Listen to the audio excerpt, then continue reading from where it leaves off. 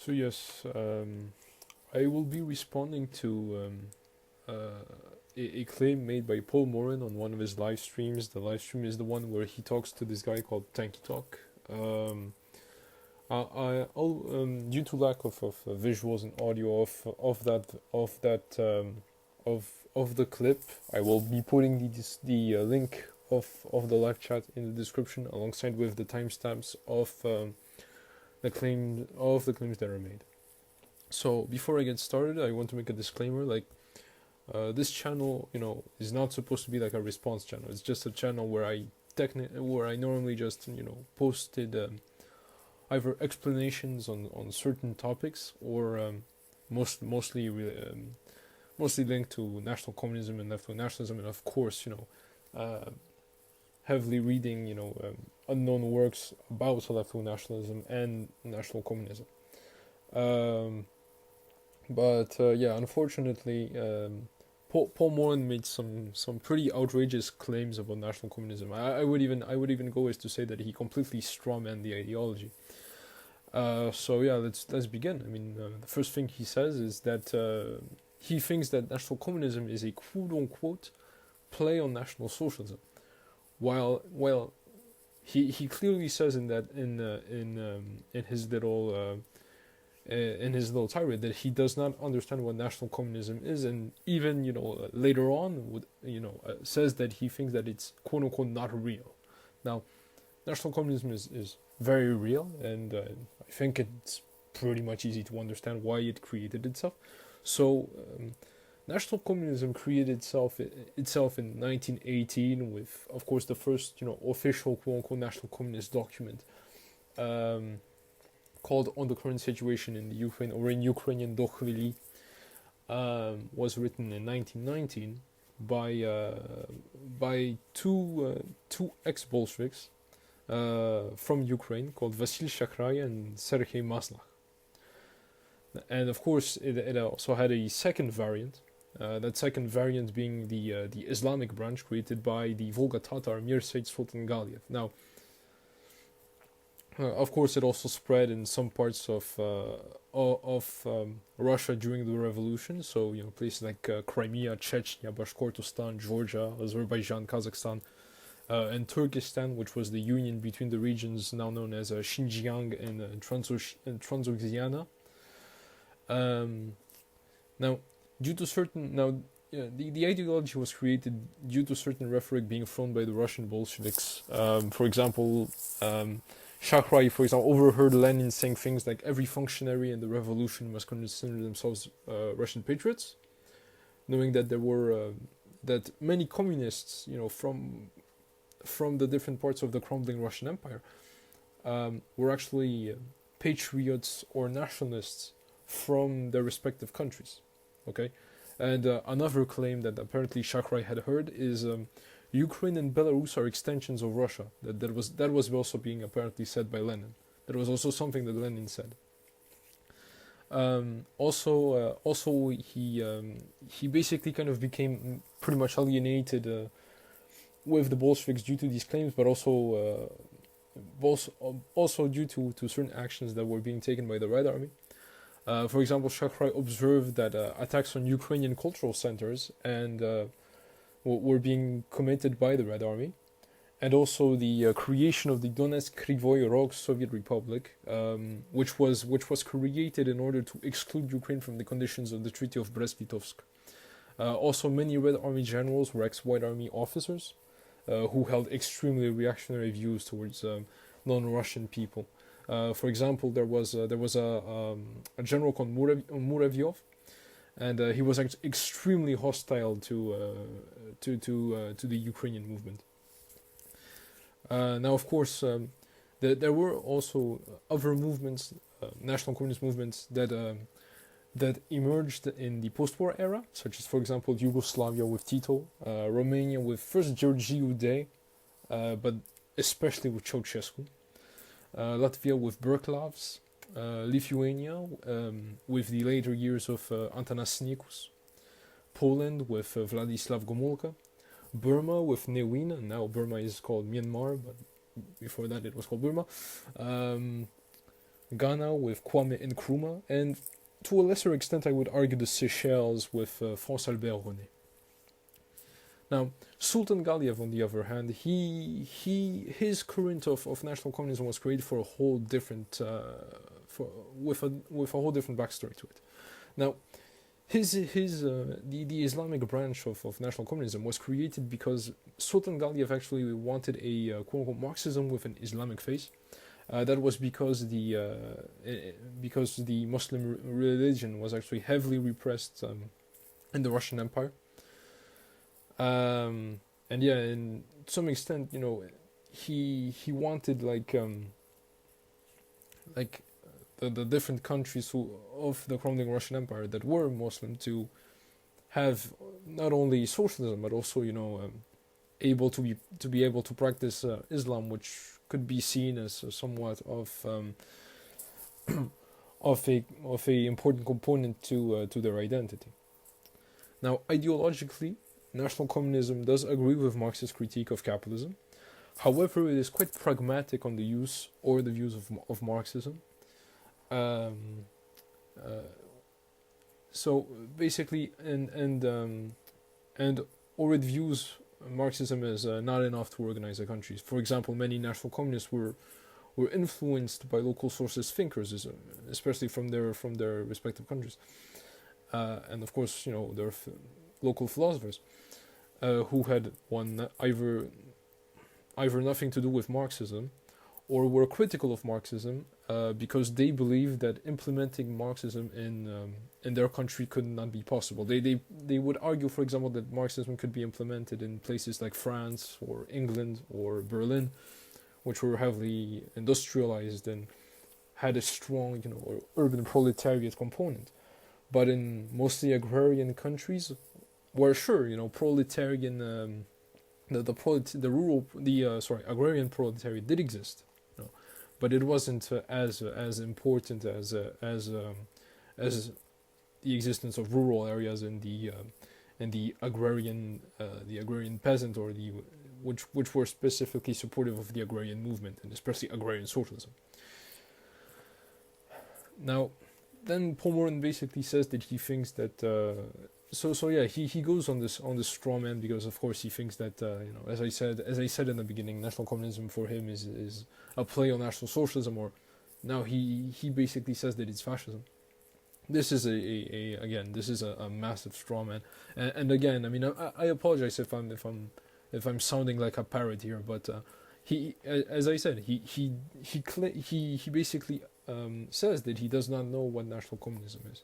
So, I mean, Paul, if you don't know what something is, especially something as unknown, I would say, or misunderstood as national communism, why talk about it in the first place? I mean, if I were you, I would probably just research what that is, read something about it, try and find some works about it, such as, for example, read on the current situation on the Ukraine, and probably read that and make my own opinion about it. And then when you actually know the thing that you're arguing against, then you can give a critique. But don't strawman something that you don't understand or that you or that you think is quote unquote not real. I mean, it's completely ridiculous. Now to defend here I'm coming to the support of the Nazbol friends, because he also says that national Bolshevism is a quote unquote joke. Now, again, this is clearly he thinks that national Bolshevism is just Duginism. It's not as if the national Bolshevik movement started in Germany with people like Ernst Niekisch or Karl Radek or even people like Laufenberg even before. Laufenberg or Leichbacher even, and he probably doesn't know who these people are, and he probably doesn't even know that there is a manifesto of that ideology, which is the National Bolshevist Manifesto, written by Karl Radek in 1933. So, and not to mention that the German National Bolshevik movement, Paul, was left wing. They considered themselves leftists. Now, sure, Ernst Niekisch, for example, was hanging around conservative circles, but his position was more or less quite left wing. So then he makes a kind of a strong claim, which I mean I'm not gonna go too hard on it because I'll agree that it's a semi good point, but still it's kind of misleading because he says that he thinks that Marxism doesn't abandon the national question. Well, I mean if you look at it in the Soviet Union, I mean pretty much this idea of the new Soviet man, you cannot tell me that it doesn't kind of cancel like the national question. Not to mention that even people like Marx and Engels said that nations should dissolve. So to an extent it kind of does abandon the national question. Now to come back to Engels, I mean Engels was a very contradictive person because yes he did say like some things like oh yes the different nationalities need to like make this big melting pot where it becomes one, but at the same time he also has writings where he kind of where he defends like the right for the unhistoric people to kind of be masters of their own destiny. So I mean, Engels was kind of a contradictive person on that matter, but yeah, for most of the time in Marxism, it kind of does abandon the national question. Now, I'll give him this because he does make a semi-good point where he brings examples such as Vietnam and Cuba. But the thing is, Paul, is that Vietnam and Cuba were not, predominantly Marxist. That's the thing. During the revolutions, it was not predominantly Marxist. Not to mention that Ho Chi Minh and Fidel Castro were not just Marxists. They were not just simple Marxists. For example, Fidel Castro, before becoming a Marxist, he was a Martiist. He supported people like José Martí. He was very influenced by the writings of José Martí. Same for Vietnam. Ho Chi Minh was probably he was a Marxist, but he probably also was very strongly influenced by Eastern philosophy, especially local Vietnamese philosophers. Now, of course, I'm not calling Ho Chi Minh or Fidel Castro like national communists. Of course not. That would be ridiculous. But be very careful, Paul, because these revolutions, sure, you can say they made Marxist states. They did ally with the Soviet Union in the end, but they weren't predominantly Marxist. Not to mention the people who were fighting in those revolutions were not predominantly Marxist. You had a lot of non-Marxist nationalists in there, who sure might have been left, but they weren't necessarily all Marxists. Also there's a reason why a lot of socialist and communist movements in, let's say, the Third World or the Second World, they didn't just uphold Marx, Engels, and Lenin. They also upholded like different philosophers or thinkers from their respective countries, which probably might have been socialists, might have not been socialists, or might have had nothing to do with Marxism.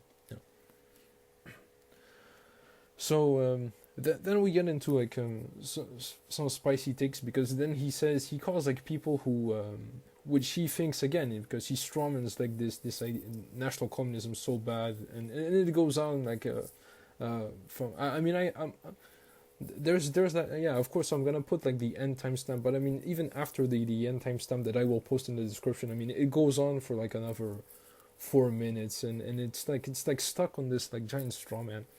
But the problem is that he calls like people who either fall for fascism because of its rhetoric as naive. Now that's or people who support, like, let's say national bolshevism, national communism. He calls these people like naive because, again, he thinks that national bolshevism and national communism are apparently like a fascism in disguise using socialist rhetoric. Oh no, even though that's not true.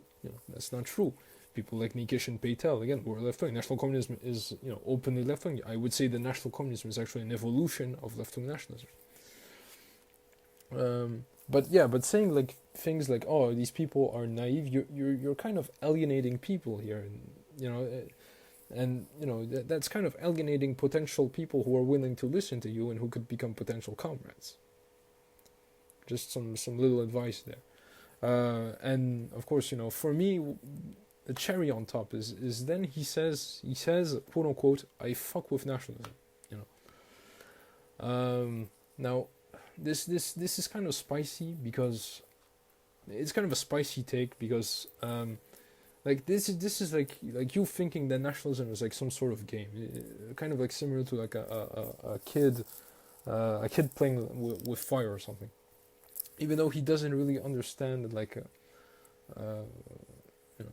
because he thinks that like nationalism can be. I mean, he thinks that like nationalism is kind of bad, let's say, in certain positions. But the problem is that he doesn't really understand that nationalism is technically politically neutral. I mean, nationalism is something that is used by the left and the right, and he should know this because he considers himself like an Irish Republican, like an Irish left wing nationalist. But again, nationalism, it is politically neutral. You even have like centrist nationalism. Like you can have like a normal bloke, like being a patriot of his country with no ideological or political alignment. Now that could be problematic because again, you need to take in mind, Paul, that the working class, the working class that we're trying to represent here, or we're trying to help, they are inherently patriotic and nationalistic. You cannot do this. You cannot like use nationalism as just an aesthetic. The working class, they want someone who is sincere. They want someone who is serious about this kind of stuff. Because most of them, they're not gonna really care about like internationalism, except if you give them good arguments about it.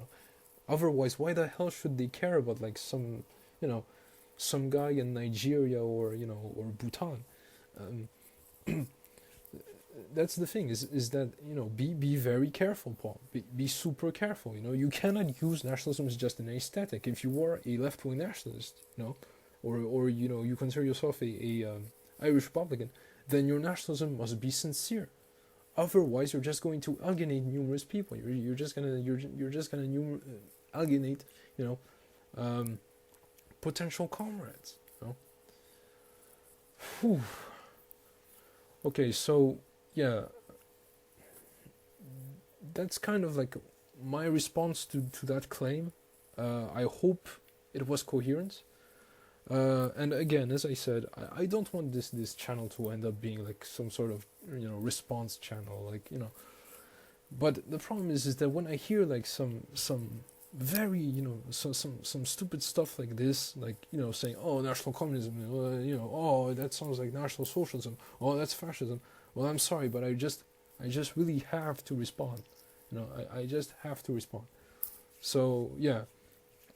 I'm sorry that this is like a response video, but even though I hope that you enjoyed, and I will see you in the next one. Bye bye.